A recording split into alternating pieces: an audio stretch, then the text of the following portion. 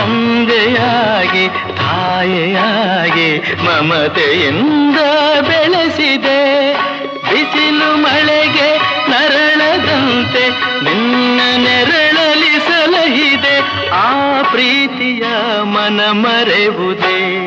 ನಿನ್ನ ಕಂಗಳ ಬಿಸಿಯ ಹನಿಗಳು 100 ಕಥೆಯ ಹೇಳಿದೆ.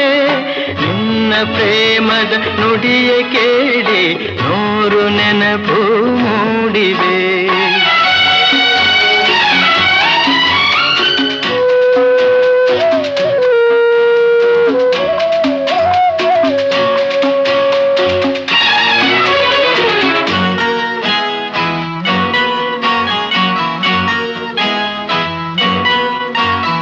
ಬಳ್ಳಿಯಂತೆ ಹಬ್ಬಿ ನಿನ್ನ ಆಸರೆಯಲ್ಲಿ ಬೆಳೆದೆನು.